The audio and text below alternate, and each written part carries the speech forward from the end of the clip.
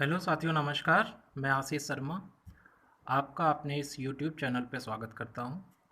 कुछ दिन पहले मैंने एक वीडियो बना के ये कहा था कि जो लोग भी कंपटीशन की तैयारी करते हैं उनके लिए मैं मैथ्स की एक सीरीज़ बहुत ही जल्द लेकर आ रहा हूँ। लेकिन मैं आपसे क्षमा चाहता हूँ, काफ़ी टाइम हो गया, लेट हो गए, लेकिन अब पूरी कोशिश यही करेंगे कि ये सीरीज़ कंटिन्यू रहे। तो आज हम लेकर आए हैं आप लोग के लिए एलसीएम और एचसीएफ से related video.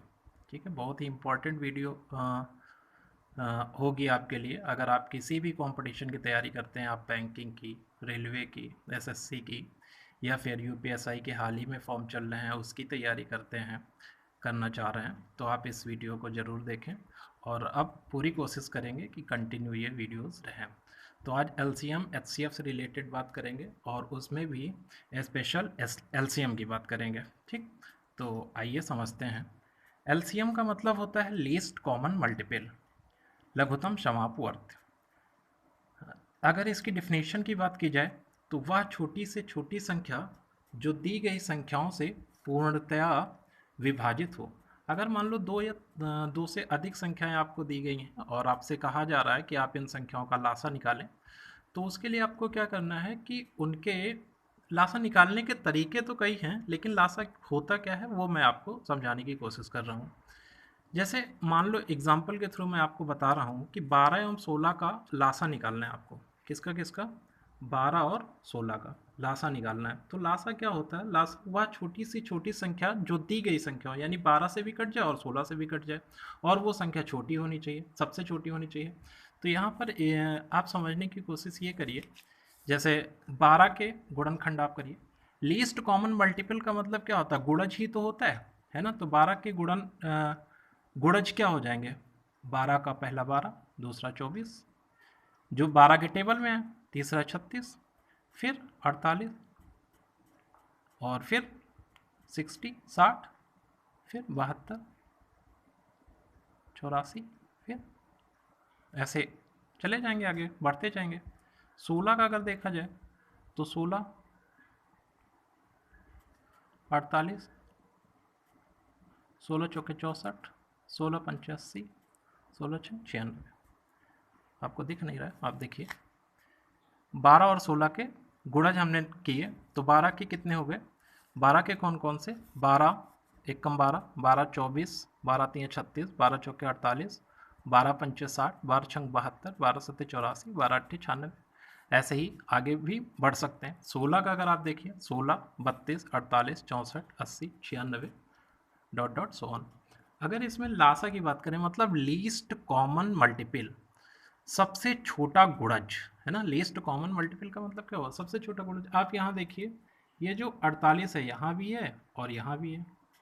Least common multiple की बात कर रहा है, कॉमन है, यहाँ भी है यहाँ भी है, अर्थात इसका क्या हो जाएगा? 48। आप अगर देख रहे हैं तो 96 भी है, 96 यहाँ भी है यहाँ भी है, लेकिन 96 नहीं होगा लासा। क्यों नहीं होगा? क्योंकि लासा की डिफिनेशन क्या है? वह छोटी से छोटी संख्या जो दी गई संख्याओं से पूर्णतया विभाजित हो। पूर्णतया क्या हो? पूर्णतया विभाजित हो। ठीक, समझ पा रहे होंगे आप। अच्छा, इस लासा निकालने के तरीके कई हैं। जैसे 12 एवं 16 का लासा कैसे कैसे निकालेंगे? एक तो गुणनखंड विधि है, प्राइम फैक्टराइजेशन मेथड इसको बोलते हैं। 12 के आप पहले प्राइम फैक्टर कर लें, सबसे छोटे गुणनखंड कर लीजिए इसके। तो 12 के क्या हो जाएंगे? 2 दूनी 4, तियाँ 12। ठीक, 16 का क्या हो गया? 2 दूनी 4, दूनी 8, दूनी 16। ठीक, अब देखिए जो कॉमन है उसको तो ले ही लेंगे, साथ ही साथ जो बच रहे हैं उनको भी ले लेंगे। यहाँ दो दो बच रहे हैं और एक 3 बच रहा है, तो इसका क्या हो गया? 48। ठीक, अगर भाग विधि की बात की जाए, दूसरा जो तरीका है वो भाग विधि। भाग विधि से अगर हम निकालें तो 12 और 16 लिखेंगे, 2 से काटेंगे, 2 छक 12, 2 अट्ठे 16, फिर 2 से, 2 तीन 6, 2 चौके 8, फिर 2 से 3 नहीं कटेगा, ऐसे ही लिख देंगे, 4 2 दूनी 4, फिर 2 से 3 नहीं कटेगा, 2 कटेगा, 2 एक कम 2, फिर 3 से। मतलब ये प्रक्रिया तब तक करनी है जब तक 1 ना आ जाए, फिर इनको आपस में गुणा कर लेंगे। 2 दूनी 4, दूनी 8, दूनी 16, 16 तीन 48। ठीक, आप देखिए ये दो तरीके तो ठीक हैं, आपने सीखे होंगे, काफ़ी बेसिक हैं, है ना। एट्थ नाइन्थ तक यही, यानी एकेडमिक जो भी आप पढ़ते हैं तो उसमें यही तरीका अपनाया जाता है। लेकिन आप अगर कंपटीशन की तैयारी करते हुए आपको टाइम हो गया तो आप इस वाले तरीके को अपनाएं। जैसे 12 और 16 का लासा निकालना है ना, दो संख्याओं का लासा निकालना है, तो आप मान लीजिए कि 16 आपका क्या हो गया, लासा हो गया। 16 आपका लासा हो गया। अब 16 को देखिए 12 से कट रहा है, नहीं कट रहा है। क्यों नहीं कट रहा है? क्योंकि 12 के जो गुणनखंड है उसमें 4 और 3 आ रहा है, 16 के जो गुणनखंड है उसमें 4 तो आ रहा है लेकिन 3 नहीं आ रहा, तो 3 से हम गुणा कर देंगे। 16 3 48। अब ये एक ऐसी संख्या है और न्यूनतम संख्या है जो 12 से भी कटेगी और 16 से भी कटेगी। बात को समझ पा रहे होंगे आप। अगला अगर इसी तरीके से देखा जाए 9 15 और 20 का एलसीएम, तो 9 15 20 का एलसीएम क्या हो जाएगा? 9 15 20 का एलसीएम क्या हो जाएगा? 20 को हमने मान लिया कि 20 मेरा क्या है, लासा है। अब देखिए 20 ना तो 9 से कट रहा है ना तो 15 से कट रहा है, तो 15 से ना कटने का रीज़न क्या है? इसके फैक्टर जो है वो 5 और 3 है, इसके फैक्टर 5 और 4 हैं। तो मतलब 5 तो मिल रहा, 3 नहीं मिल रहा, तो 3 से हमने गुणा कर दिया। बात समझ रहे हैं? 5 तो है ही है ऑलरेडी। और 9 से क्यों नहीं कट रहा है? क्योंकि 9 में 3 जो है वो 2 हैं और यहाँ पर 3 एक ही है, तो एक 3 से और गुणा कर देंगे। तो 20 तो है ही है मेरे पास और 9 से और गुणा करना पड़ेगा, यानी 3 तियाँ 9 से। तो 20 5 चौके 20, 20 तियाँ 60 और 60 तियाँ 180। ठीक। अगर अगला एग्जाम्पल आप देखें तो 24 60 40 का लासा, फिर इसमें हम 40 को मान लेते हैं। अब 40 देखिए 36 से नहीं कटेगा। ना कटने का रीज़न है क्योंकि इसके गुणनखंड जो हैं वो 9 और 4 है, यहाँ पर 8 और 5 है। तो 9 और 4 मतलब 4 तो मिल जाएगा 8 में, लेकिन 9 नहीं मिलेगा, तो 9 को हम ले आते हैं। ठीक। अब यहाँ पर 8 और 3 है, तो 8 तो है लेकिन 3 भी है, क्योंकि 3 की पावर 2 से तो हमने गुणा ही कर दिया था, 9 से यहाँ पे गुणा किया। अब आपस में इसको गुणा कर लो, 2 दूनी 4, दूनी 8, पंचे 40 और 40 9 360। आशा करता हूँ कि आपको थोड़ी थोड़ी बातें क्लियर हो रही होंगी, है ना। आप निश्चिंत रहिए, आपको सारी बातें समझ में आएंगी। चलिए अब क्वेश्चंस देखते हैं, इस पर कौन कौन से टाइप के क्वेश्चन लासा पे बनते हैं। तो आइए, इसका सबसे पहला क्वेश्चन जो है आप देख पा रहे होंगे। सबसे पहला टाइप का जो क्वेश्चन बनता है वो क्या है? वो तो आपने देख लिया कि कोई भी संख्याएं आपको दी जाएंगी, 2 या 3 या और भी ज़्यादा संख्याएं दी जा सकती हैं, और कहेगा कि आप बताइए वह छोटी सी छोटी संख्या कौन सी है जो दी गई संख्याओं से विभाजित हो जाए या पूर्णतया विभाजित हो जाए या भाग करने पर शेषफल शून्य हो। तो आपको क्या करना है? उन संख्याओं का लासा निकाल देना है। ठीक, इतनी बात मैंने सिर्फ अभी आपको बताई है। अब ये देखिए अगला क्वेश्चन क्या कह रहा है कि वह छोटी से छोटी संख्या ज्ञात करो जिसमें 27 42 63 तथा 84 से भाग देने पर प्रत्येक दशा में 21 शेष बचे। अच्छा, अगर ये बात ना बताया होता, ये बात ना क्वेश्चन में आगे लगी होती कि प्रत्येक दशा में 21 शेष बचे, ये ना होता, तो क्या कहता कि वह छोटी सी छोटी संख्या बताइए जो 27 42 63 तथा 84 से पूर्णतया विभाजित हो जाए। तो आपको क्या करना है? आप क्या करते हैं? आप इसका सोल्यूशन अगर देखें तो आप क्या करते हैं? 27 देख पा रहे होंगे आप, 27 42 63 और 84 का लासा ले लेते हैं। का लासा लासा लेने के लिए क्या करेंगे आप इसको मान लीजिए कि ये लासा है 84। 84 अब 63 से नहीं कटेगा, 42 से तो कट जाएगा, इसका तो काम ठीक है, हो गया, है ना। 63 से नहीं कटेगा, तो क्यों नहीं कटेगा? क्योंकि ये 21 गुणा 3 है। अब यहाँ भी 3 से अगर आप गुणा कर दो तो अब ये कट जाएगा।